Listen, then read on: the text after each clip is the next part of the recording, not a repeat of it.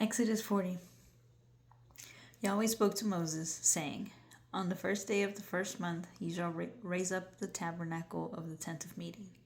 You shall put up the ark of the testimony in it, and you shall screen the ark with the veil.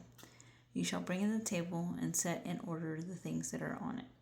You shall bring in the lampstand and light its lamps. You shall set the golden altar for incense before the ark of the testimony, and put the screen of the door to the tabernacle. You shall set the altar of burnt offering before the door of the tabernacle of the tent of meeting.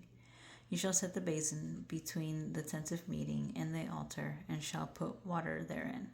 You shall set up the court around it, and hang up the screen of the gate of the court. You shall take the anointing oil and anoint the tabernacle and all that is in it, and shall make it holy and all its furniture, and it will be holy. You shall anoint the altar of burnt offering with all its vessels, and sanctify the altar, and the altar will be most holy. You shall anoint the basin and its base, and sanctify it. You shall bring Aaron and his sons to the door of the tent of meeting, and shall wash them with water. You shall put on Aaron the holy garments, and you shall anoint him, and sanctify him, that he may minister to me in the priest's office. You shall bring his sons and put coats on them. You shall anoint them as you anointed their father, that they may minister to me in the priest's office. Their anointing shall be to them for an everlasting priesthood throughout their generations. Moses did so, according to all that Yahweh commanded him, so he did. It happened in the first month, in the second year, on the first day of the month, that the tabernacle was raised up. Moses raised up the tabernacle, and laid its sockets, and set up its boards, and put in its bars, and raised up its pillars. And he spread the covering over the tent, and put the roof of the tabernacle above on it, as Yahweh commanded Moses.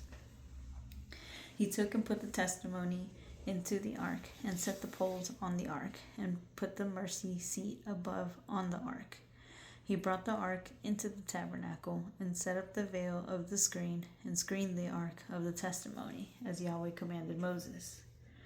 He put the table in the tent of meeting, on the side of the tabernacle northward, outside of the veil. He set the bread in order on it before Yahweh, as Yahweh commanded Moses. He put the lampstand in the tent of meeting, opposite the table on the side of the tabernacle southward. He lit the lamps before Yahweh, as Yahweh commanded Moses. He put the golden altar in the tent of meeting before the veil, and he burnt incense of sweet spices on it, as Yahweh commanded Moses. He put up the screen of the door to the tabernacle. He set the altar of burnt offering at the door of the tabernacle of the tent of meeting, and offered on it the burnt offering and the meal offering, as Yahweh commanded Moses. He set the basin between the tent of meeting and the altar, and he put water therein, with which to wash. Moses, Aaron, and his sons washed their hands and their feet there. When they went into the tent of meeting, and when they came near to the altar, they washed as Yahweh commanded Moses.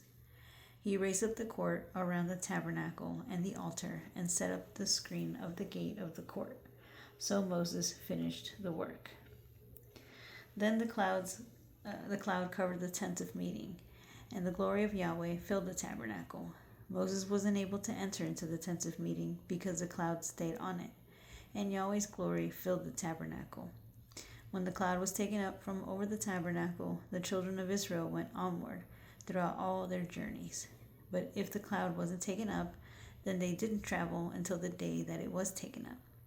For the cloud of Yahweh was on the tabernacle by day, and there was fire in the clouds by night, and in the sight of all the house of Israel throughout all their journeys.